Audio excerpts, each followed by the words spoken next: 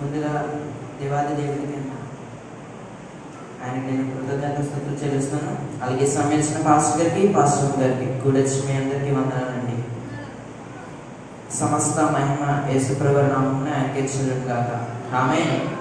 వినబడతలేదు, ఇంకొంచెం గట్టిగా. ఈరోజు ఏంటండి? క్రిస్మస్ అండి కాదు, ఈరోజు ఆదివారం. పాస్టర్ గారు కాదండి బాబు, ఆదివారం అండి. ఈరోజు ఆదివారం, ఈరోజు మొదటి ఆదివారం. దాంతోపాటు ఈరోజు పాస్టర్ గారి బర్త్డే కాబట్టి ముందుగా ఆవిడకి నేను many more happy days update చెల్లిస్తున్నాను. అదేవిధంగా మరి ఈరోజు ప్రార్థనతో పాటు ఆవిడ కార్యక్రమం కూడా చేయాలని పాస్టర్ గారు అనుకున్నారు. దాన్ని బట్టి ఎంతగానో సంతోషిస్తాం. దేవుడు కృప చేత సజీవులుగా ఆవిడ నిలబెట్టి ఆవిడ గురించి నేను చిన్నగా ఒక 5 minutes మాట్లాడతాను. ఆవిడ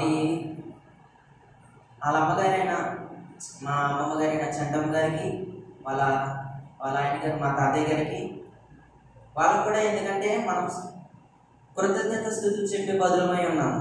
ఎందుకంటే దేవుడు చంటమ్మ గారికి ఆవిడని ఇవ్వడం, మనకి ఈరోజు ఇలాగ నిలబడ్డం ఎంతగానో దేవుడు మనకి ఇచ్చిన కృపా భాగ్యం. దేవునికి స్తోత్రం చెప్తాను. హల్లెలూయా. ఈరోజు పాస్టర్ గారి బర్త్డే కాబట్టి, అదేవిధంగా ఆరాధన కాబట్టి ముందుగా ఆవిడ గురించి మనం చిన్నగా మాట్లాడుకున్నాం. ఆవిడ చిన్ననాటి నుంచి ఆవిడైతే చదువుకోలేదు, కానీ వాళ్ళ అమ్మగారు ఇంతకుముందు మారలేదు. తర్వాత కొన్ని సంవత్సరాల తర్వాత ఆవిడ కూడా రక్షణ తీసుకుంది, మా తాతయ్య గారు కూడా తీసుకున్నారు. దాని తర్వాత మెల్లమెల్లగా రక్షణ పొందడం. మా అమ్మమ్మ గారికి ఎక్కువ దర్శనాలు వచ్చాయండి. ఇప్పుడంటే కొంచెం మెంటాలిటీగా, ఫిజికల్గా బాగోలేదు, కానీ ఆవిడ ప్రార్థన చేసిందంటే ఎన్నో కార్యాలు జరిగినాయండి. ఇక్కడున్న కొంతమందికి తెలుసు, కొంతమందికి తెలియకపోయినా, పిల్లలకి తెలియకూడదు. ఆవిడ ప్రార్థన చేయడంతో ఎన్నో కార్యాలు జరిగాయి. అదేవిధంగా ఆవిడ మా అమ్మగారిని, పాస్టర్ గారిని ఎంతగానో దేవునిలో ఎదిగేలా తయారు చేసి, దేవుడే మనకు దిక్కన్నట్లు ఆవిడకి చెప్పి ఆవిడలో ఒక పునాదిని అయితే నాటి, ఎందుకంటే మొక్క చిన్నగా ఉండగానే వంచాలి, లేదంటే అది బ్రాన్ అయిందంటే ఎవరికి లొంగదు. అదేవిధంగా మా అమ్మమ్మ గారు, మా తాతయ్య గారు చిన్ననాటి నుంచే పాస్టర్ గారిని దేవుని అంత భయభక్తులతో ఆయనలో ఎంతగానో ఎదిగినట్లు కృపని ఆ బిడ్డకి ఇచ్చారు. అదేవిధంగా పెంచారు. అదేవిధంగా ఆవిడికి ఎన్నో దేవుడు మంచి, అలాగే పాస్టర్ గారి వివాహం అయింది. ఎందుకంటే వివాహం అయ్యేటప్పుడు కూడా ప్రార్థన చేసుకున్నారండి. ఆవిడెవరో తెలియదు, ఈయనెవరో తెలియదు. తెలియకంటేనే దేవుడండి, మీ అందరికీ తెలుసో లేదో తెలియదు, కానీ పాస్టర్ గారికి ప్రార్థన చేసుకున్నప్పుడు మంచి సతీమణి ఇవ్వమని ఈయన ప్రార్థన చేసినప్పుడు అంటే దర్శనంలో ఆవిడ చూపించారంటండి. అందరూ ఒకసారి స్తోత్రం చూద్దాం. హల్లెలూయా. కొంచెం వెనకడుగుతున్నారు. ఆవిడనే చూపించారంటండి పాస్టర్ గారు. అదేవిధంగా కొంతమందితో మాట్లాడడం, మరి వివాహం అయింది. దేవుని కృప చేత మంచిగా దేవునిలో ఎదుగుతున్నారు. మంచిగా అన్ని పాటలతో, వాక్యంతో మనందరికి ఎదురుగా ఉన్నారు. అలాగే పాస్టర్ గారు కూడా మనం కృతజ్ఞత స్థుతులు చెప్పే బదులులో ఉన్నాము. మంచిగా ఇద్దరు కూడా దేవుని సన్నిధిలో కష్టమైన, నష్టమైన, వేదనైన, బాధ అయిన, చింతైన అన్ని దేవునికి సమర్పించుకొని కృప చేత ఆయన్ని యందు భయభక్తులు కలిగి దేవుని సన్నిధిలో ఎదిగారండి. వర్షం వచ్చినా ఏమొచ్చినా మీ అందరికీ తెలుసు. ఒకవేళ వర్షం వచ్చినా, ఎంత పెద్ద వర్షమైనా అది తగ్గిన తర్వాతైనా ప్రార్థన పెట్టాలి. అదే ఒక లక్ష్యం వాళ్ళిద్దరిది కూడా. అదేవిధంగా మంచిగా ఎదుగుతూ, ముందుగా అక్క పుట్టింది, తర్వాత ఇంకో అక్క, తర్వాత మేము కూడా మంచిగా సన్నిధిలో ఎదుగుతూ ముందుగానే దేవుని కృప చేత వాళ్ళకి మంచి బిడ్డలు ఇచ్చి, ఎందుకంటే మమ్మల్ని కూడా లోకం వైపు కాకుండా దేవుని వైపు ఎదగాలి. దేవుడే దిక్కు. చిన్ననాటి నుంచి మాకు అదే నేర్పారు, అదే నేర్పుతూ వచ్చారు. ఏ విషయంలోనైనా నీకు బట్టలు కావాలన్నా ఏం కావాలన్నా నా తల్లి అయినా తండ్రి అయినా అయ్యే నేర్పారు. తండ్రి మాటలు ఎలా ఉంటాయండి? కోపంగా ఉంటాయి, కానీ ఆయన చెప్పేవి రోషంగా ఉంటాయి. ఆ రోషం అలా రోషం ఉన్నాను కాబట్టి ఈరోజు మేము దేవునిలో ఎదగలేదు. ఆ రోషం లేకపోతే ఎదగలేదు. అలాగే పాస్టర్ గారు కూడా పాస్టర్ గారు లేని సమయంలో ఉన్న సమయంలో కూడా అక్కని నన్ను పెద్ద కలగో కొంచెం బాగోదు కాబట్టి మా ఇద్దరికి కూర్చోబెట్టి చెప్పేవారు, దేవుని సన్నిధిలో ఎదగాలి, మేము ఏ రీతిగా దేవునికి ఆధారపడి ఉన్నాము అదే రీతిగా మీరు కూడా ఎదగాలని. ఈరోజు 47 years వచ్చినట్టున్నాయండి పాస్టర్. ఎందుకంటే దేవుడు కృప చేత బలపరుస్తూ ఆయన ఆరోగ్యాలు ఇస్తూ దేవుడు మనందరి మధ్యలో ఒక ముఖ్యమైన వ్యక్తి కింద పాస్టర్ గారిని దేవుడు మనందరి ఎదురుగా నిలబెట్టారండి. అందరూ ఒకసారి స్తోత్రం చేద్దాం. హల్లెలూయా. ఇందాక పాస్టర్ గారు చెప్తున్న మాట ఒకసారి 116 కీర్తన 116 కీర్తన 12 వచనం ఒకసారి చదివి వినిపించగలరా? యెహోవా నాకు చేసిన ఉపకారాలన్నిటినీ నేను నీకు ఏమి చెల్లించను చాలండి. నేను నీకు ఏమి చెల్లించను? దేవుడు చేసిన ఉపకారములు మనం ఎలా చెప్పగలమండి? ఏ రీతిగా చెప్పగలం? మనందరికీ ఒక ఉపకారం చేశారు. మీ అందరి సన్నిధిలో ఎదుగుతున్నారంటే, మీరు ఇలా కూర్చొని వింటున్నారంటే దేవుడు మనందరికీ ఉపకారం చేశారు. ఏంటంటే ఆ ఉపకారం? వాళ్ళిద్దరిని ఇక్కడ నిలబెట్టడం మనకు ఉపకారం అండి. వాళ్ళిద్దరూ మనకు ఉన్నారు కాబట్టి ఈరోజు మనం ఒక స్తంభం కింద దేవుని సన్నిధిలో నిలబడి ఉన్నామండి. వాళ్ళు అలా ఉన్నారు కాబట్టి మనం ఈరోజు అదే విధంగా దేవునికి మనం ఉపకారం ఏమని చెల్లించడం. ఆయన చేసిన ఉపకారములు దేనిని మరవకూడండి. మరిచారంటే అది మీ ఇష్టం. అదేవిధంగా దేవుడు మనకి చక్కని పాస్టర్ గారి దైవజనాలు దేవుడు మనకి ఇచ్చినందుకు ఎంతగానో మనం స్తుతించే బదులు చెప్పి ఉన్నాం దేవుడికి. ఆయన చెప్తున్న పాస్టర్ గారు కానీ ఆయన చెప్తున్న మాటలు ప్రతిదీ మనం ఆలోచించాలి. ఆయన చెప్తున్న మాట మనం వినాలి. పాస్టర్ గారు చెప్పిన మాట వినాలి. సంఘంలోని తల్లి మాట వినాలండి, సంఘంలో తండ్రి మాట వినాలండి. ఆ మాట వినలేదంటే సంఘం నాశనం అయిపోతుంది. మనందరం కూడా మీరు ఎంతమంది కూర్చొని ఉన్నారంటే వాళ్ళ మాట వింటున్నాం కాబట్టి. పాస్టర్ గారు ఎంతో రోషంగా చెప్తారు, వినలేదంటే మనకి తర్వాత మన ఇష్టం అండి. అదేవిధంగా పాస్టర్ గారు కూడా మనకి చెప్తూ ఉంటారు, దేవుడు మనకి చేసిన ఉపకారం దేనిని మరొకడండి. ఈరోజు చెప్తున్న మాట నేను ఏంటంటే, దేవుడు మీకు చేసిన ప్రతి ఉపకారం దేనిని మరొకడు. చెప్తున్న మాట ప్రతి ఒక్కరికి వినాలి. మీకు ఏమొచ్చినా, ఇబ్బంది వచ్చినా, సమస్య వచ్చినా మీరు దాన్ని సంతోషించాలి. వ్యాధి అయినా, బాధ అయినా, ఇందులో పరిస్థితుల్లో బాగోపోయినా దేవుని సన్నిధిలో ఎదిగినట్లయితే, దేవుని యొక్క భయభక్తులు కలిగి ఉన్నారంటే దేవుడు ఖచ్చితంగా మనకు ఉపకారం చేస్తాడు. ఆయన కార్యములు ఎలా ఉంటాయండి? నేను చెప్తున్న మాటలో ఆయన మేలులు, ఆయన కృపలు ఎంతో గొప్పవి. ఎంత గొప్పవండి? ఆయన దాచించిన మేలు ఎంతో గొప్పవి. ఎవరికైనా కనబడతాయండి? కనబడవు. సమస్తమును ఆయన సంకల్పం చొప్పున సమస్తము సమకూడి జరుగుతున్నవి. అదేవిధంగా మనకు అన్ని జరుగుతాయి. దేవుని పట్ల మనం విధేయులు ఉండాలి.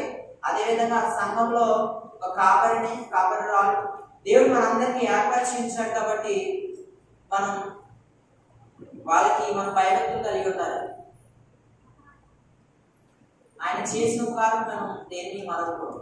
అదేవిధంగా అందరూ కూడా సామెతల గ్రంథం తీసినట్లయితే 1వ అధ్యాయం 8వ వచనం చదివి వినిపించగలరా? సంఘంలో అంటేనే తల్లి మాట, నా కుమారుడా నీ తండ్రి ఉపదేశం ఆలకింపుము, నీ తల్లి చెప్పున బోధను త్రోసివేయకుము. అందరు వినాలి. నా కుమారుడా నీ తండ్రి బోధన ఆలకించును. మీరందరూ ఆలకిస్తున్నారండి? తండ్రి చెప్తున్న మాట, సేవకుడు చెప్తున్న మాట, సేవకురాలు చెప్తున్న మాట అందరూ ఆలకిస్తున్నారండి? ఆలకిస్తున్న వాళ్ళందరూ చేతులు పైకి గట్టిగా దేవుడు మిమ్మల్ని దీవించుకుంటారు. అదే విధంగా వాళ్ళు చెప్తున్న మాట మనం వింటున్నామో లేదో ఈ వచ్చిన చదివిన తర్వాత మీ అందరూ ఆలోచించాలి. మరొకసారి చదవగలరా? నా కుమారుడా, నీ తండ్రి ఉపదేశం ఆలకింపుము, నీ తల్లి చెప్తున్న బోధన త్రోసివేయకు. ఇక్కడ మనకి చక్కని మాట, తండ్రి చెప్తున్న మాట. సంఘంలో మనకు తండ్రి గాని తల్లి గాని మనకు దేవుడు గాని ముందుగా సిద్ధపరిచి ఏర్పరిచి సాగరు.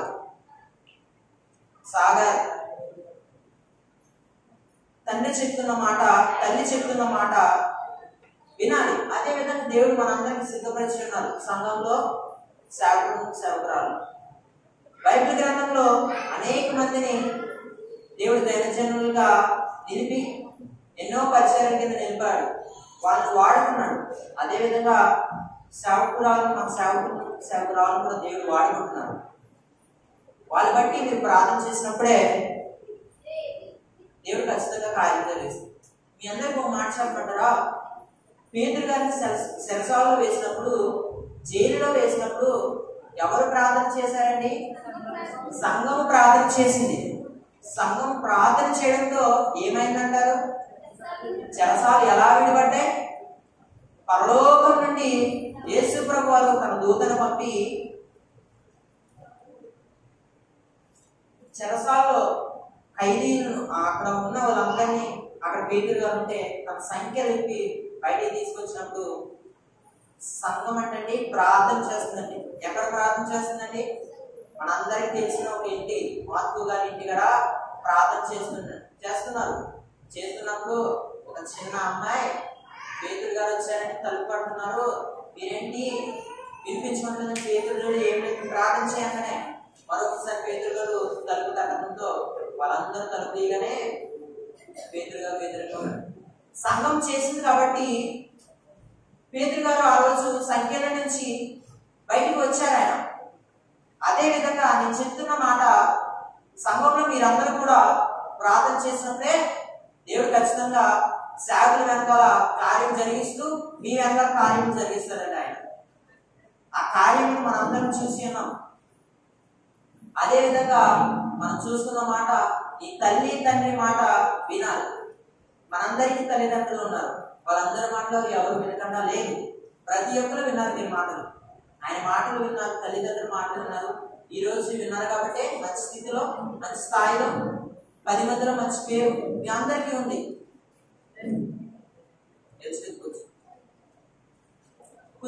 మంచి పేరు ఉంది, మీకు ఉంది కాబట్టి మీరు మంచిగా ఈ రోజు ఉన్నారు. అదే విధంగా మన తండ్రి అయిన సంఘంలో తల్లి గారు పాస్టర్ గారు, నాయ గారు, పౌలు గారిని పాస్టర్ గారు దేవుడు మనందరికీ ఏర్పరచుకున్నాడు. మనకి ఎంతగానో మంచి చక్కని పాస్టర్ గారు ఇచ్చే చక్కని దయచూపుతున్నాడు. మన కోసం ప్రార్థన చేస్తున్నాడు. అంతెందుకండి, ఆయన హాస్పిటల్ ఉన్నప్పుడు మంచం మీద కూర్చోబెట్టమని మీ అందరి కోసం ప్రార్థన చేశాను. పేరే చెప్పను, ఈ రోజు సన్నిధిలో చెప్తున్నాను. మీరు ఎవరు చేశారో చేయలేదో నాకు విషయం తెలియదు, కానీ మీ అందరి కోసం అండి హాస్పిటల్ ఉండి ఇద్దరు ఒకళ్ళు ఉండి ప్రార్థన చేసి మమ్మల్ని బయటకు వచ్చామని, ఎవరైనా నడుచుకోరంతా చెప్పమ్మా, ఎవరైనా డాడీకి ఇంజక్షన్ చేయాల్సిన వస్తారు, ఒకవేళ వస్తే చెప్పు, తలుపుతంటే నేను తలుపు చేస్తాను. వాళ్ళందరూ వాళ్ళిద్దరండి హాస్పిటల్ నుండి ప్రార్థన చేస్తున్నాను. ఎందుకంటే ఆయన బాలేదు. ఆ సమయంలో కూడా మీకోసం ప్రార్థన చేశారు కాబట్టి ఈ రోజు మీరు ఇలా ఉన్నారు. ఆ ప్రార్థన దేవుడు మనకి ఖచ్చితంగా ఉపకారంలో చెల్లిస్తారు. అందరూ ఎఫెసీయులకు రాసిన పత్రిక తెలిసినట్లయితే పౌలు గారు మనకి చక్కని మాట తెలియజేస్తున్నాడు. అందరూ కూడా బైబిల్ తెరవండి, తెలిసిన వాళ్ళు, తీయవలసిన వాళ్ళు. మొదటి వచనం చదవండి. ఎఫెసీయులకు రాసిన 6వ అధ్యాయం 1-2 వచనం చదవండి. పిల్లలారా, ప్రభునందు మీ తల్లిదండ్రులకు విధేయులై ఉండుడి, ఇది ధర్మమే. నీకు మేలు కలిగినట్లు నీ తల్లిని నీ తండ్రిని సన్మానింపుము. అప్పుడు నువ్వు భూమి మీద దీర్ఘాయువంతుడగుదువు. ఇది ఆజ్ఞలలో మొదటి. అందరూ ఒకసారి చేతులెట్టి పైకి, అందరూ పైకి స్తోత్రం చెప్తారు. హల్లెలూయా. దేవుడు మనకి శక్తిని వాగ్దానం చేస్తున్నారండి. అదేవిధంగా పౌలు గారు చెప్తున్న మాట ఇది. పిల్లలారా, మనందరం పిల్లలమేనండి, మనందరం పిల్లలమే. మన తండ్రి అయిన దేవుడు ఒక్కలే ఉన్నారు. మీ తండ్రికి విధేయులుగా ఉండాలి. ఇది ధర్మమే. నీకు మేలు కలగాలంటే నీవు భయభక్తులతో ఉండాలంటే నీ తల్లిదండ్రుల మాట వినాలి. మనం కూడా దైవజనులు మాటలు విన్నప్పుడు కూడా మనం భయభక్తులతో ఎదుగుతామండి. ఎదిగినప్పుడే దేవుడు మనకి దీర్ఘాయువు దయచేస్తాడు, ఇస్తానని చెప్తున్న మాట. ఇంకొక వచనం చదువుకున్నాం. సామెతల గ్రంథము 9వ అధ్యాయం. నాకు ఇచ్చిన టైం అయిపోతుంది కాబట్టి 9వ అధ్యాయం 11వ వచనం. నా వలన నీకు దీర్ఘాయువు కలుగును, దీవించు సంవత్సరములు, నీవు జీవించు సంవత్సరములు అధికములగును. జీవించు సంవత్సరములు అధికములగును. మనకి ఇక్కడ తల్లి అయిన నరసింహ గారు ఉన్నారు. చాలా సంవత్సరములు వచ్చినాయి ఆవిడకి. ఆవిడంటే దేవుని సన్నిధిలో దేవుడే ఉన్నాడని ఒక్క మాటను ఆవిడ బ్రతికేసిందండి. ఇప్పటికీ ఆవిడ దగ్గర దగ్గర 90 years పైన ఉంటుంటాయి ఆవిడకి. అయినా సరే దేవుని కృప చేత ఇంటిగా నుంచి చక్కగా నడిచేస్తుందండి. మనం కూడా రాలేదు ప్రార్థన. అలాగా దేవుడు మనకి చక్కని ఏమిస్తాడండి? జీవించు సంవత్సరములు మనకి దయచేస్తా అన్నాడు, ఇస్తానన్న దేవుడు మాట తప్పుతాడా? ఆయన తప్పరు కదండి. ముందుగా ఆయనలో మనం విశ్వాసం ఉంచినప్పుడే మనకి దేవుడు ఖచ్చితంగా జరిగిస్తాడండి. దీర్ఘాయువు కలుగును సంవత్సరములన్నీ నీకు దయా కిరీటం ఉన్నాయండి. దేవుడు మనకి చక్కని మాటలు ఈరోజు ఇచ్చి ఉన్నాడు. దేవుడు మన అందరినీ ఆశీర్వదిస్తాడండి. ఆయన ఎప్పుడు మాట తప్పడు. చేస్తానన్న దేవుడు అబ్రహాంకి కనాను దేశం ఇచ్చాడు. మోషేకి చెప్పాడు, నేను ఇశ్రాయేలును కనానుకు తీసుకెళ్తాను. అదేవిధంగా ఖచ్చితంగా దేవుడు నెరవేర్చాడు. హన్నా గారికి సమూయేలు గారిని ఇచ్చాడు. దేవుడు ఇచ్చాడు, మాట తప్పడు. దావీదు గారైన మహారాజు సొలొమోను గారితో నువ్వు కట్టద్దు, నీ కుమారుడితో నేను మందిరం కట్టించుకుంటా అన్న దేవుడు మంచి మందిరం కట్టించాడు. ఆయన మాట తప్పుతారండి, తప్పడు. ఆయన తప్పే దేవుడు కాదు. ఒకవేళ తప్పారు అంటే ఆయన యేసుప్రభువు గారు ఆయన తప్పారు అంటే మనలో లోపం ఉంది. ఆ లోపం మనం సరిదిద్దుకున్నప్పుడే దేవుడు మనకి ఖచ్చితంగా సహాయం చేస్తాడు. అదేవిధంగా నేను చెప్తున్న మాట, నీ తల్లికి నీ తండ్రికి నేను సన్మానించినప్పుడే దేవుడు నిన్ను ఆశీర్వదిస్తాడు.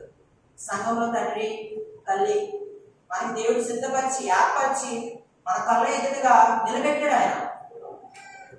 ఆయన మనం స్తుతించే స్తోత్రం చెప్పే బదులమై ఉన్నాము. సంఖ్యాకాండము 6వ అధ్యాయం, సంఖ్యాకాండము 6వ అధ్యాయం 24వ వచనం చదివి వినిపించండి. యెహోవా ఆశీర్వదించును, దేవునికి మహిమ కలుగును గాక. ఇక్కడ చక్కని మాట, యెహోవా నిన్ను ఆశీర్వదించును, నిన్ను కాపాడను. ఆయన ఆశీర్వదిస్తాడండి, ఖచ్చితంగా ఆశీర్వదిస్తాడు. ఈ లేఖనం బట్టే మనం తెలుసుకోదు. అందుకే మనం చదువుకున్నాం 116 వచనంలో ఆయన చేసిన ఉపకారములు దేనికి మనం ఆయనకి ఏమిచ్చి నువ్వు కొనగలమంటే ఆయనే ఏమిచ్చి కొనలేవు. అందుకే చక్కని మాట, నీవు చేసిన ఉపకారము నేనేమి చెల్లింతును.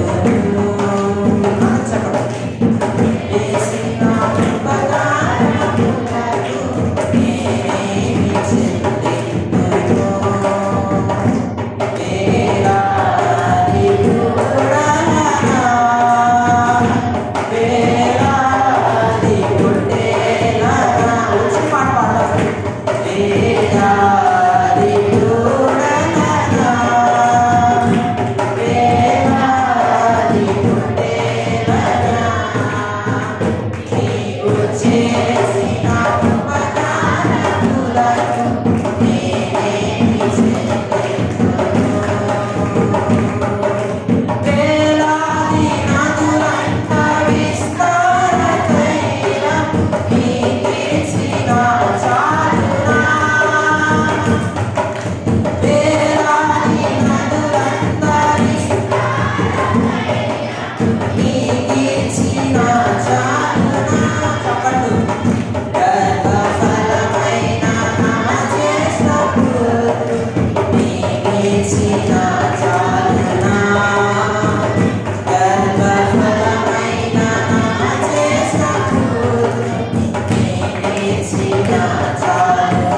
హల్లెలూయా.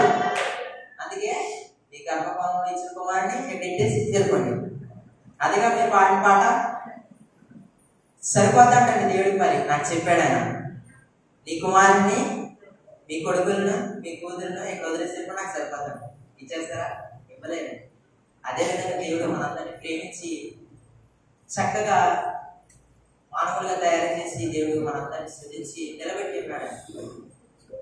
అదేవిధంగా నేను చెప్తున్న మాట, సంఘంలో తల్లికి తండ్రికి విధేయులుగా ఉండాలి. అప్పుడే దేశమందును సంఘమందును బంధువులందును స్నేహితులందును నీకు ఎలా కనబడతామండి? ఒక ప్రత్యేకమైన వ్యక్తిగా కనబడతావు.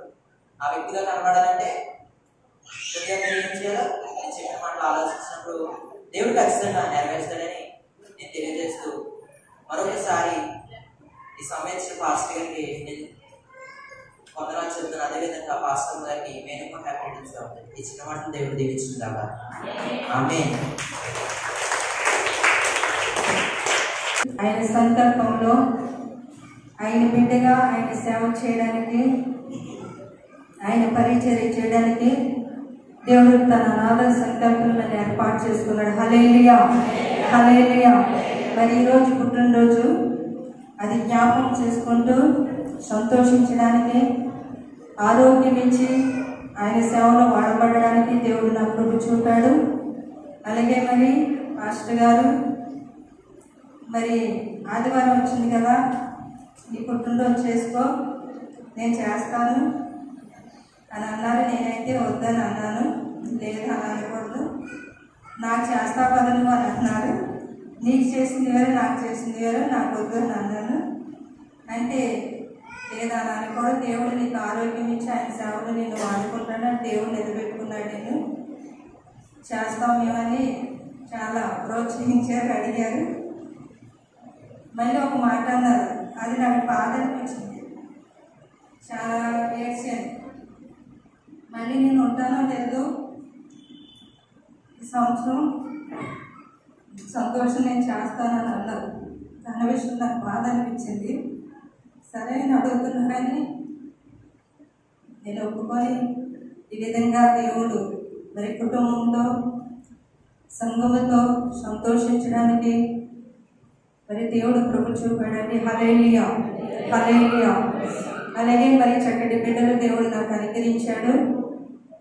వాళ్ళు పెరిగారంటే మా గొప్పతనం కాదు, కానీ వాడి దేవుని చేతిలో పెట్టాను. నేను చిన్నప్పుడే వాళ్ళని నేను ఒక తీర్మానం చేసుకున్నాను, ప్రభువా నేను వీళ్ళని పెంచలేను, నా జ్ఞానం లేదు, నా జ్ఞానం ఏపాటిది, నేను అంత తెలివైన దాన్ని కాదు, చదువుకున్న దాన్ని కాదు, జ్ఞానం లేని దాన్ని. మరి పిల్లలు వారి పరిస్థితులు అంటే ఎక్కడ చూసినా లోకంలో పరిస్థితులు, పిల్లలు అలా సేవకుల కుటుంబాల్లో కూడా పిల్లలు తల్లిదండ్రుల మాట వినక తల్లిదండ్రులు వేడిపిస్తూ లోకంలో తిరుగుతూ లోకాలవాటికి అలవాటు పడిపోయి సేవ పరిచర్య విధానానికి వాళ్ళు వచ్చేటప్పటికి లోకంలో ఉండటం. ఇలా మేము మీటింగ్స్కి పాస్టర్ గారు తీసుకెళ్తూ ఉండేవారు కదా, యూపీఎం మీటింగ్ కానీ సేవకుల మీటింగ్ కానీ అన్నిటికీ తీసుకెళ్తూ ఉండేవారు పాస్టర్ గారు. కొన్ని వాళ్ళ ఆలోచనలు, ఉద్దేశాలు, పరిస్థితులు చూసినప్పుడు భయమేసింది.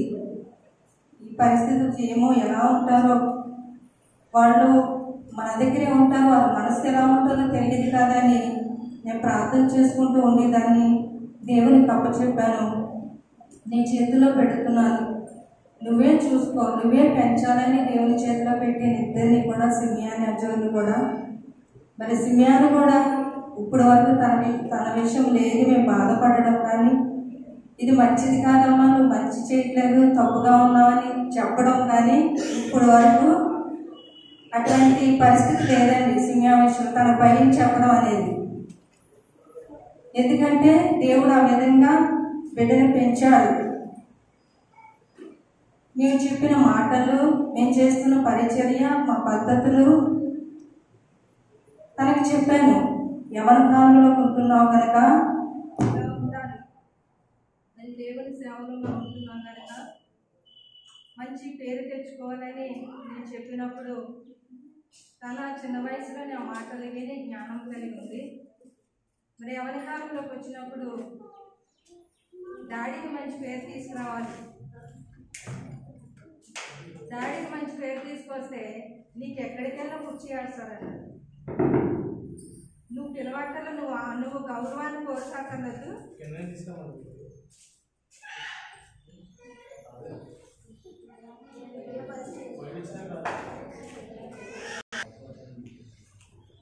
గౌరవాన్ని కోరుకుంటా. హల్లెలూయా, హల్లెలూయా. గౌరవాన్ని కోరుకోవద్దు. డాడీకి నువ్వు గౌరవంగా ఉంటే ఇంకా మంచి అనేది చేయడానికి అలా ఉన్నావు, నేను ఇలా ఉన్నానని చెప్పట్లేదు. డాడీకి నువ్వు మంచి పేరు పెట్టి నాకు మంచి పేరు తీసుకొస్తే ఎక్కడికి వెళ్ళా నీ గౌరవం. అది నువ్వు ఆహ్వానించక్కర్లేదు, నన్ను గౌరవించట్లేదు అని అనుకోక్కర్లేదు. ఇంకా ఆ పరిస్థితులను చూసి నేను గౌరవిస్తాను అని చెప్పాను. అదేవిధంగా మరి దేవుల్లోనూ సేవల్లోనూ కష్టంలోనూ ఇంట్లో ఇబ్బందుల్లో పరిస్థితులు అన్నీ అర్థం చేసుకొని మరి చక్కటి కృపని దేవుడు మాకు మా గర్భాన్ని మరి ఆ బిడ్డని దేవుడు అనుగ్రహించాడండి. అదేవిధంగా దేవుని సన్నిధిని ఎదుగుతూ ఫలిస్తూ ఇంతవరకు దేవుని కృపలో ఉన్నది. అదే అజూరు కూడా అండి. ఎవరికైనా పిల్లలు పాస్టర్ గారు సేవకుల పిల్లలు చాలామంది ఏడుస్తున్నారు. మగ పిల్లల విషయంలో చాలామంది ఏడుస్తున్నారు. అయినప్పుడు కూడా నేను దేవుని సన్నిధిలో ప్రార్థన చేసి దేవుని చేతిలో పెట్టాను.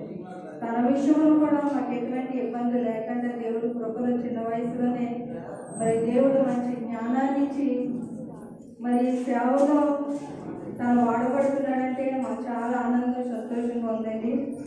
మీకు మేము ఏమీ కోరుకుంటలేదు, ఏదో సంపాదించాలని, ఏదో మాకు రావాలని, ఏదో మేము కోరుకోవట్లేదు. కానీ పిల్లలిద్దరూ సేవలో ఉంటే అది మంచి భవిష్యత్తులో మంచి వినయ కలిగి దేవునికి తగినట్టుగా జీవించి తల్లిదండ్రులు తగినట్టుగా జీవించి ఇలా ఉండాలని ఆశపడి ఏ రీతిగా నన్ను ఆశపడ్డానో నా ఆశను దేవుడు తీర్చాడు. హల్లెలూయా, హల్లెలూయా. అలాగే పిల్లల కొరకు ప్రార్థన చేయండి. అలాగే పాస్టర్ గారి ఆరోగ్యం కొరకు ప్రార్థన చేయండి. నా ఆరోగ్యం కొరకు ప్రార్థన చేయండి. ఇంకా అనేక మన సంవత్సరాలు దేవుడు దయా కిరీటం అని నాకు ఇచ్చి ఆరోగ్యం ఇచ్చి దేవుని సేవలో వాడగలిగినట్టుగా నేనేమి కోరుకోవట్లేదండి. నాకు ఆరోగ్యం ఉంటే మీ అందరికీ ప్రార్థన చేయాలి, మంచి సేవ చేయాలి. నేను ప్రార్థన చేస్తున్నప్పుడు నేను అదే అనుకుంటాను, పాస్టర్ గారికి పరిచయం చేయాలి, సంఘానికి పరిచయం చేయాలి, అనేక మందికి ప్రార్థన చేయాలి. నేను ఈ రోజే కోరుతున్నానండి. ఇదే దేవుని సంఘం ప్రార్థన చేస్తున్నాను. నా ఆశను దేవుడు తీర్చినట్టుగాక. ఆమేన్. నాతో ప్రార్థన చేయండి. ఈరోజు పుట్టినరోజు మరి పాస్టర్ గారు నన్ను ప్రేమించి ఆయన నన్ను గౌరవించి మరి ఈ రీతిగా ఏర్పాటు చేసి తన ఒక భార్యగా సంఘంలో ఒక దైవ సేవకురాలుగా మరి పిల్లల కుటుంబంలో ఒక తల్లిగా మరొక దైవ సేవకురాలుగా వాళ్ళు కూడా గుర్తించి అలాగే మీరందరూ గుర్తించి మీరు ఈ కార్యక్రమం నిమిత్తం అందరూ కూడా సంతోషంగా వచ్చి ఉన్నారు కనుక మీ అందరికీ వందనాలండి. మరి ఈ సమయం ఇచ్చిన పాస్టర్ గారికి కూడా వందనాలు, నా కుటుంబానికి కూడా వందనాలండి. అలాగే మరి సిమియా మా ఫ్యామిలీ అందరితో కూడా వీడియోలు చేసి హ్యాపీ బర్త్డే చెప్పిందని తెలియ కదా చాలా మంది వీడియోలు రాత్రి పెట్టారు. వాళ్ళందరూ మరి అంటే మా అన్నయ్యలు, మా తమ్ముడు, మా చిన్నాన్నలు వీళ్ళందరూ కూడా మరి ఎప్పుడు ఫోన్ చేసి అడిగి తీసుకున్నారు. నాకు రాత్రి 1 గంటకి మజో చేసి హ్యాపీ బర్త్డే చెప్పి బయటికి తీసుకొచ్చి అంటే ఖాళీ వేసిపోతారేమని బయటికి తీసుకొచ్చి ఆ వీడియో చూపించారండి. ఆ వీడియో చూపించినప్పుడు చాలా సంతోషించాను. మా తమ్ముడు ఇద్దరు, మా అన్నయ్య వాళ్ళ పిల్లలు, మా చిన్నాన్న, వీళ్ళందరూ కూడా మరి వీడియో తీసా కొద్దిగా వీడియో కింద చేసి మరి వాళ్ళందరూ కూడా నన్ను సంతోషించేశారు. వారు కూడా నా వందనాలు చెప్తున్నానండి. ఈ మాట దేవుడు జీవించిన కాక. ఆమేన్.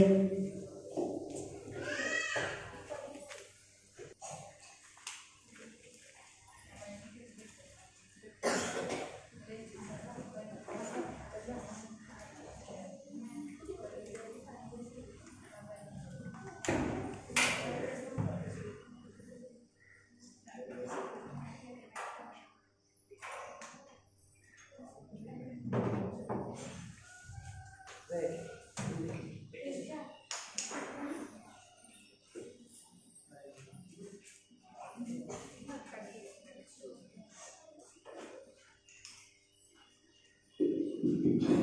దేవునికి స్తోత్రం.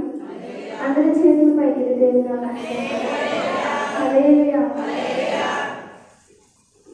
ఈ ఆదివారం మనకి ఆదివారం జూన్ నెలలో దేవుడు తన సన్నిధిలో నన్ను నిలబెట్టుకోవడానికి సంఘంలో కుటుంబాలలో ఉండటానికి ఇచ్చిన కృపను బట్టి దేవునికి స్తుతిస్తూ ఉన్నాం. నాకంటే ముందు పెద్దవాళ్ళందరూ మాట్లాడడానికి కూడా నా దగ్గర లేనట్టుండే టీచింగ్స్ విషయంలో అయితే చాలా చక్కగా తమ్ముడు చెప్తుంటే, అంటే నేను లేను కదా, నేను వాడు చెప్పడం ఎప్పుడు వినలేదు, వీడియోస్ కూడా వినడానికి నాకు కుదరలేదు. అది చెప్తుంటే నాకు కళ్ళంతా నీళ్ళు తిరిగాయి. వీడు అలా చెప్తుంటే డాడీ అలా నిలబడినట్టు అనిపించింది నాకు. చాలా చక్కగా మాట్లాడారు. ఇంకా వాళ్ళ గురించి ఇంక నేనేం చెప్పగలను అని చెప్పలేనంతగా చెప్పేశాడు. అంత మీకు కానీ ఎలా ఉండాలి కానీ వాళ్ళు ఎలా ఉన్నారనే దాన్ని వాడే చెప్పేశాడు. ఇంకా దేవుడు ఈ యొక్క ఆదివారంతో పాటు ప్రభుబలతో పాటు దేవుడి సేవకురాలు పుట్టినరోజు కార్యక్రమం కూడా జరుగుతుంది కదా. అందరికీ తెలిసే విషయం, అందరికి వచ్చిన వాళ్ళందరికీ విషయం తెలుసు కదా. ముందుగా సంభవించిన సేవకురాళ్ళకి ఇప్పుడు వచ్చిన మీ అందరికీ నాకంటే ముందుగా ప్రసంగం అందించిన సేవకులు అజోర్ గారికి కూడా నా ప్రత్యేక వందనాలు. అలానే నా తల్లి గారికి పుట్టినరోజు శుభాలు తెలియజేస్తున్నా. అందులో బైబిల్ తెరిచినట్లయితే 139వ కీర్తన 13వ వచనాన్ని మనం చదువుకొని దేవుని నామాన్ని ఘనపరుద్దాం. 139వ కీర్తన 13వ వచనం. 139వ కీర్తన 13వ వచనం అండి. నా అంతరంగములను నీవే కలుగజేసితివి,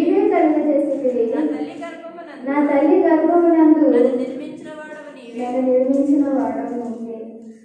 ఈ యొక్క లేఖనంలో మనకి కనబడుతున్న విషయం ఏంటి అంటే, ఒక తల్లి బిడ్డ అనే ఒక సంబంధం అనేది లేఖనంలో మనకి కనబడుతూ ఉంది.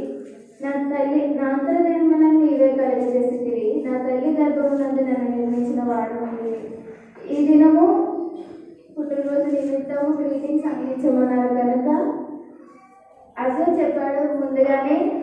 పాస్టర్ గారి కంటే ముందు విషెస్ ఎవరికి అంటే పాస్టర్ గారి తల్లిదండ్రుల కంటే మా అమ్మమ్మ తాతయ్య లేనప్పటికీ కూడా ఈ విషెస్ అందరికి ఎడుతాయి.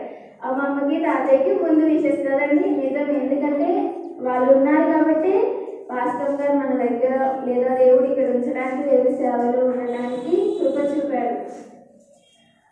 ఆమె తల్లిలో గర్భంలో రాకముందే దేవుడు ఆమె పట్ల తన ప్రణాళిక ఏ విధంగా నెరవేర్చాడంటే, ఒక దేవుని తను బయటకు వచ్చిన కానించి భూమి మీద అడుగుపెట్టిన కానించి ఎలా బ్రతకాలి, ఎలా నడవాలి, ఎక్కడికి వెళ్ళాలి అనేది ప్రతి ఒక్కటి ముందే దేవుడికి తెలుసు.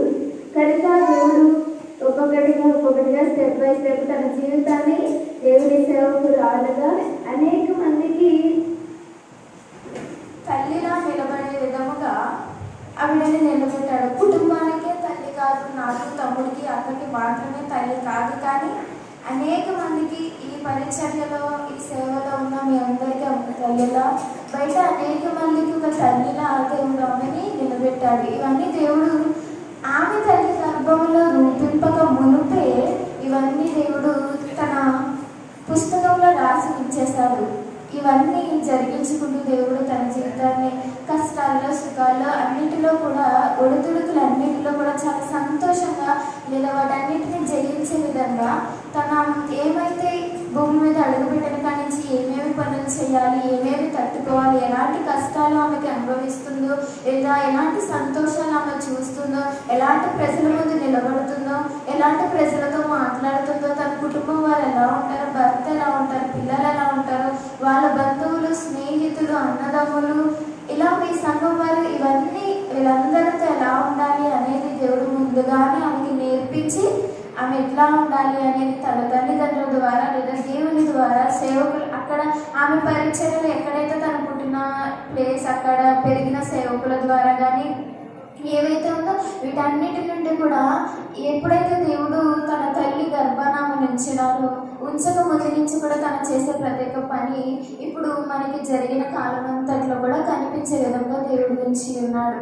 అయితే ఈ దినాన లేఖనంలో కనిపించిన మాటను బట్టి అందరం ఈ దినం జన్మించిన మన అందరము కూడా దేవుని తల్లి గర్భంలో నుండి దేవుడు మనల్ని పెడితేనే మనందరము కూడా వచ్చిన వారంగా మనం కనబడుతున్నాం. ఇక్కడ నాకు కనబడిన కూర్చున్నవారు మగవాళ్ళు, స్త్రీలు, పురుషులు, చిన్నవాళ్ళు ఎవరైనా కానీ ఊరికనే బయటకు వచ్చేవారు ఎవరు లేరు కదండి. దేవుడు ఒక తల్లి గర్భాన్ని ఒక పిండాన్ని ఏర్పాటు చేస్తేనే ఆ పిండము బయటకు వచ్చి ఒక మానవుడి రూపంలో తయారు అవ్వడానికి దేవుడు ఒక సైకిల్ అనేది, ఒక సిస్టమ్ అనేది మనందరికీ ఇచ్చాడు. మనం నిలబడుతున్న మనం అందరము లేదా ఆయా పనులు చేసుకున్న మనం ఈ భూమి మీద ఉన్న ప్రజలందరూ కూడా దేవుడు వారి తల్లి గర్భాన్ని వాళ్ళు పెట్టడం వల్లనే ఇక్కడ రావడం జరిగింది కనుక. అయితే దీనన్నిటికీ కారణం ఎవరు అంటే మనకు కనిపించేది దేవుడు.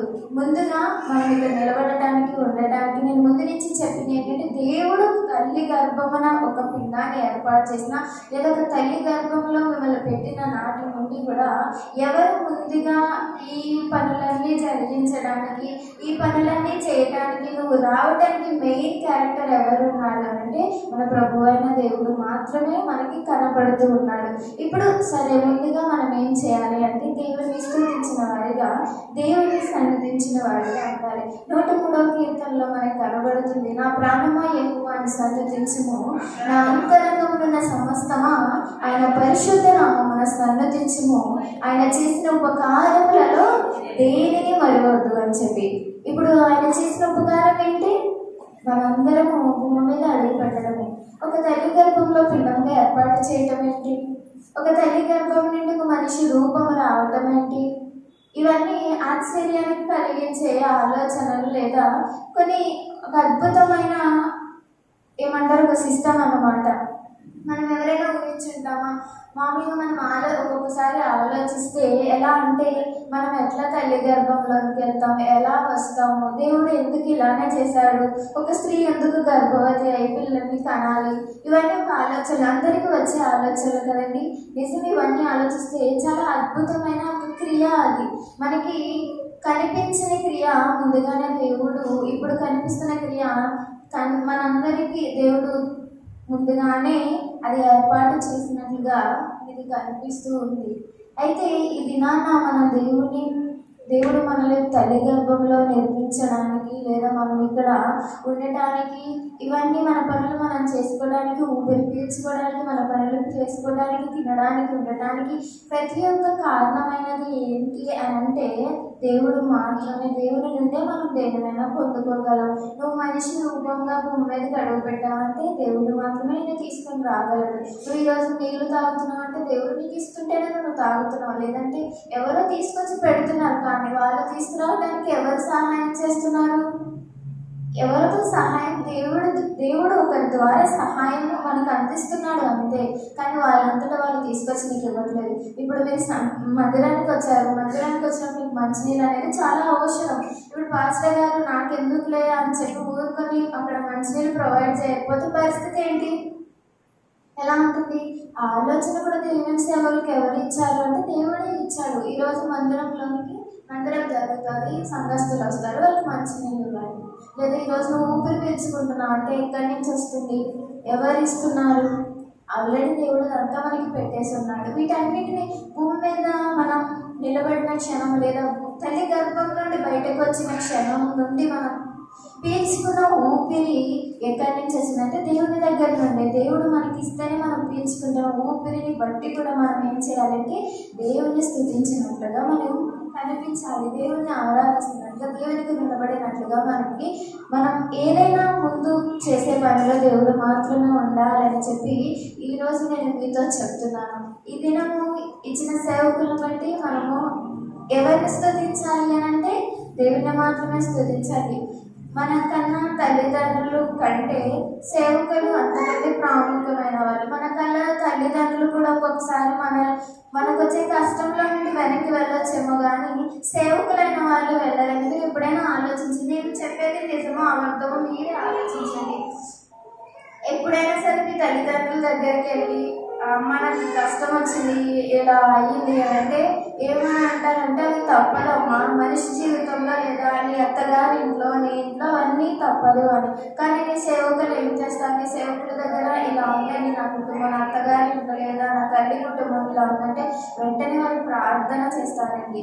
ఈ తల్లి నీ గురించి ప్రార్థన చేస్తుందో చేయొద్దో అనేది మీకు మాత్రమే తెలుసు. ఆమె చేస్తుంది కాదు అనట్లే, కానీ ఆమె చేసినా చేయకపోయినా దేవుడిచ్చిన తల్లిదండ్రులు ఎవరైతే, ఆత్మీయ తల్లిదండ్రులు ఎవరైతే ఉన్నారో వాళ్ళు కంపల్సరీగా మన కోసం ప్రార్థన చేస్తారు. ఇందాక అసలు చెప్పాడు కదా, నిజమే మరణ పడకల మీద సేవకులు అనేవారు అక్కడ అంటే ఈరోజు ఇక్కడ చూస్తామా లేదా అనే సిచ్యువేషన్ ఆ రోజు మేము చూసాం. అప్పుడు కూడా ఎట్లా అంటే న్యూ ఇయర్ టైంలో ఆరాధన ఆగిపోయింది, ఇది ఆగిపోయింది అది ఆగిపోయింది అని చెప్పి వాళ్ళిద్దరు మోకరించి ప్రార్థన చేయడం అది ఎంత అద్భుతం అనిపించిందంటే మా కళ్ళంట నీళ్ళు తిరిగాయి. ఉన్న పరిస్థితిని కూడా మర్చిపోయి వాళ్ళు ఎక్కడున్నారు, ఏం చేస్తున్నారు, వాళ్ళ పరిస్థితి ఏంటి, ఏ సిచ్యువేషన్ లో ఉన్నారు, సేవకులు ఎలాంటి పరిస్థితుల్లో ఉన్నారు అనేది కూడా మర్చిపోయి వాళ్ళకున్న పిల్లలు కంటే మీరు కన్న బిడ్డలాగా వాళ్ళు ఆ రోజున ప్రార్థించిన విధము చేసినప్పుడు మాకు అర్థమైంది వారు మిమ్మల్ని ఎంతగా ప్రేమిస్తున్నారు అని మనం అర్థం చేసుకోవాలి. ఈ రోజు మనకి ఇచ్చిన సేవకులు ఎవరైతే, సేవకురాలు ఎవరైతే ఉన్నారో వాళ్ళని బట్టి దేవుడిని మనం స్తుతించాలి. ఈ రోజు సేవకురాలు పుట్టినరోజు కనుక మనందరం ఏం చేయాలంటే సేవకురాల కోసం ప్రార్థన చేయాలి. ఇంకా అనేక సంవత్సరాలు మా మధ్య ఉండాలి, అనేక సంవత్సరాలు మా కొరకు ప్రార్థన చేయాలి. మనం ఎంత ప్రార్థన చేస్తున్నా మన ఏదైతే మన సెల్ఫ్ చేసుకునే ప్రార్థన ఉంటుందో దానికంటే సేవకులు చేసే ప్రార్థన చాలా బలమైనది. అదే మనం చేస్తున్న ప్రార్థన కంటే త్వరగా దేవుని దగ్గరికి వెళ్ళి మనకు కావాల్సిన అవసరం అనేది తీరుస్తూ ఉంది. మనం చేసుకుంటాం, చాలా బలంగా చేసుకుంటాం, నమ్మకంగా చేసుకుంటాం, అది దానికి కూడా దేవుడు జవాబిస్తాడు. కానీ దేవుడు ఏర్పాటు చేస్తున్న తల్లిదండ్రులు సేవకులు ఎవరైతే ఉన్నారో వాళ్ళు చేసే ప్రార్థన దేవుడు వాళ్ళు ఏర్పాటు చేసుకున్నారు కనుక వాళ్ళు ఏర్పాటు చేసుకున్న రీతిని బట్టి వీళ్ళు ప్రార్థన చేయగానే నా పిల్లలు ఎవరి కోసమో అడుగుతున్నారు, వారికి నేను సహాయం చేయాలని వెంటనే దేవుడు ఉత్తరాన్ని మనకి అనుగ్రహిస్తున్నాడు. అయితే ఈ దినము సంతోషంగా దేవుని సన్నిధిలో పుట్టినరోజు జరుపుకుంటున్న సేవకురాలను బట్టి మనం ఎంతో సంతోషించే విధంగా దేవుని స్తుతించే వారిగా మనం ఉండాలి. 46 సంవత్సరాలు పూర్తి చేసుకుని 47వ సంవత్సరంలోకి అడుగు పెట్టారు అని అంటే 2 సంవత్సరాలు దేవుడు ఆమెకి చాలా తోడుగా ఉన్నారు. ఆమె ఆరోగ్య పరిస్థితుల్లో, కుటుంబ సమస్యల విషయంలో, సంఘం విషయంలో, సంఘ పరిస్థితుల విషయంలో, ఒడిదుడుకులు, కష్ట నష్టాలు, సంతోషాలు అన్నిటి విషయంలో కూడా దేవుడు ఆమెకి చాలా సహాయం చేశారు. ఒక 46 సంవత్సరాలు గంటకి రావడం అంటే అది ఎవరి జీవితంలోనూ అంత ఈజీ కాదు. ప్రతి ఒక్కరి జీవితంలో ఏవో ఒకటి మైనస్ ప్లస్ కూడా చూస్తుంటాం. సంతోషము బాధలు కూడా అందరికీ కనిపిస్తాయి. అలానే ఆమె కూడా 8 సంవత్సరాలు కూడా దేవుని సన్నిధిలో పుట్టిన నాటి నుండి కూడా ఇప్పటి వరకు ఈ దినము ఈ 47వ సంవత్సరంలో ప్రారంభించే దినం వరకు కూడా దేవుడు ఆమెకి ఎంతగానో సహాయం చేస్తున్నాడండి. అయితే మనం ఇంకో విషయం ఆలోచించాలి. ఆమె గురించి అని కదా మనం అందరం ఆలోచించాల్సిన విషయం ఏమిటి అంటే 46 సంవత్సరాలు పూర్తి చేసుకొని 47 సంవత్సరంలోకి పెడుతున్నామని అందరం సంతోషిస్తూ ఉంటాం కదా. అందరి జీవితంలో ఇప్పుడు నేనైనా 21 సంవత్సరాలు పూర్తి చేసుకుని 22వ సంవత్సరంలోకి అడుగు పెట్టాను. అలానే ఎవరి వయసు వాళ్ళకి తెలుస్తుంది అంటే వాళ్ళ సంవత్సరాలు పూర్తి చేసుకొని ఇంకొక సంవత్సరంలోకి అడుగు పెడుతున్నారంటే మన జీవితంలో దేవుడు మనకిచ్చిన ఆయుష్లో 46 సంవత్సరాలు ఏమైంది, ఆమె జీవితంలో ఏమైంది వెళ్ళిపోయింది. నా జీవితంలో ఏమైంది 21 సంవత్సరాలు అనేది 21 years అనేది ఏమైంది వెళ్ళిపోయింది. ఇప్పుడు మనం బాధపడాలా సంతోషపడాలా చెప్పండి. దేవుడు ఇచ్చిన ఆయుష్ అది ఎంతవరకు తెలియదు. 100 సంవత్సరాలే ఉండొచ్చు, 80 ఉండొచ్చు, 70 ఉండొచ్చు, 60 ఉండొచ్చు, ఎంతైనా ఉండొచ్చు. ఇప్పుడు మనం సంతోషపడాలా బాధపడాలా? దేవుని పిల్లలపైన మనం బాధపడిన అవసరం ఏం లేదు. ఎందుకంటే మనం ఆల్రెడీ దేవుని నమ్ముకున్నాం, దేవుని దగ్గరికి వెళ్తాము అనే విశ్వాసం మనలో ఉంది. కాబట్టి ఎన్ని సంవత్సరాలైనా పోని అవన్నీ గడిచిపోని దేవుడు ఇచ్చిన ఆయుష్కాలం వరకు బ్రతికి ఇంకెన్నో సంవత్సరాలు ఎదురుగా దేవుని దగ్గరికి వెళ్ళాలి అనే ధైర్యం మనం ఉండాలి. నిజమేనండి, ఈ 2 విషయాలు కూడా మీరు ఆలోచించాలి వారిగా మీరు ఉండాలి. ఎందుకు అంటే ఇప్పుడు ఆమె 46 సంవత్సరాలు పూర్తి చేసుకుని 47వ సంవత్సరం వరకు అడుగుపెట్టింది. అంటే దేవుడు తమకి సేవకురాలికి ఇచ్చిన ఆయుష్లో ఒక 46 సంవత్సరాలు, అంటే ఒక సగ భాగం అనేది పూర్తి అయిపోయింది. ఆమెకి దేవుడు పెట్టిన పని లేదా కుటుంబం గురించి, సేవకుల గురించి, భర్త, పిల్లలు, సంఘం లేదా వాళ్ళ కుటుంబస్తులు, తను పెరిగిన వాటి నుండి కూడా ఎన్ని సంవత్సరాలు అంటే 46 సంవత్సరాలు కూడా ఆమె జీవితంలో నుండి వెళ్ళిపోయారు. ఇప్పుడు ఇంకా ఎంత ఆయుష్ దేవుడు ఆమెకి ఇచ్చినాడో దాన్ని కూడా ఆమె సంపూర్తిగా దేవుని సన్నిధిలో గడపాలని మనం దేవుని దగ్గర ప్రార్థించే వారికి ఉండాలి. ఆమె గురించి అనే కదా, మనం కూడా అంతే. మనకి మన బర్త్డేస్ అనేది గుర్తుంటే బర్త్డే రోజు చక్కగా సంతోషిస్తాం.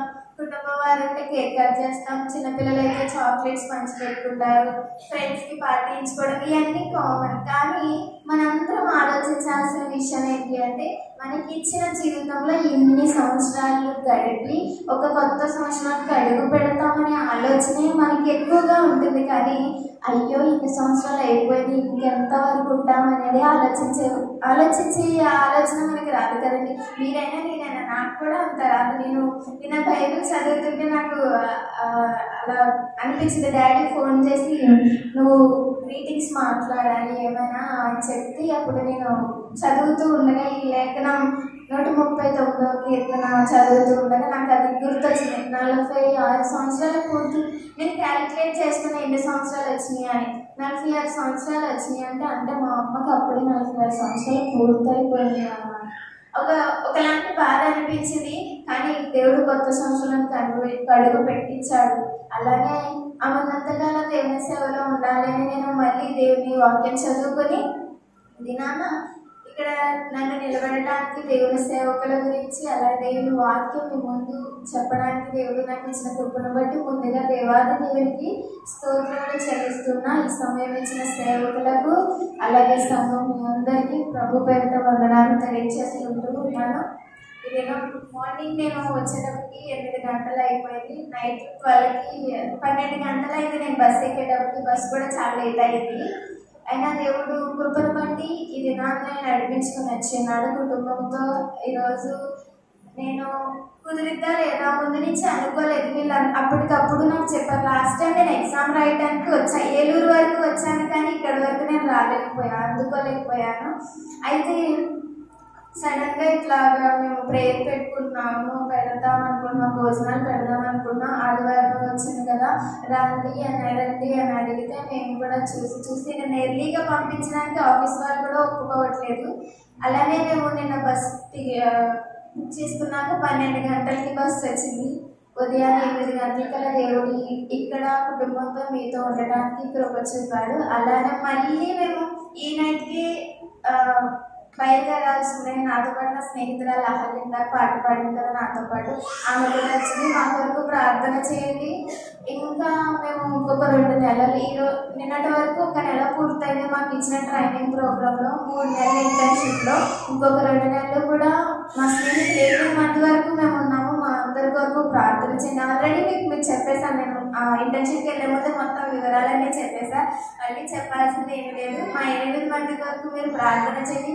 మంచిగా పూర్తి చేసుకొని మాకు కుదిరితే వాళ్ళు జాబ్ ఆఫర్ చేస్తాము అన్నట్టు అంటున్నారు. దేవుడి కృపను బట్టి దేవుడు ఏమైనా అవకాశం ఇస్తే మేమందరం కూడా మంచిగా అక్కడనే కాదు ఎక్కడైనా సెటిల్ అయ్యి మంచిగా కుటుంబానికి అందరికీ సహకారులుగా ఉండాలని మాకు కూడా ఉంటుంది కదా. మా స్నేహితులందరికీ కూడా అందరికీ ఒకే ఆలోచన.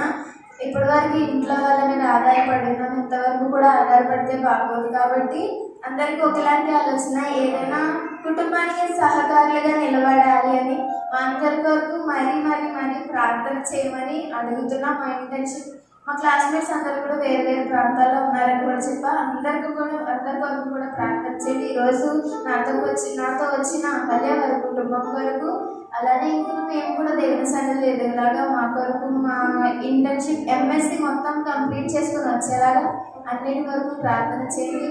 మరొకసారి దేవుని సేవకులకు కుటుంబ శుభాలు తెలియజేసుకుంటే సమయం వేసిన సేవకులను నాకు దేవుని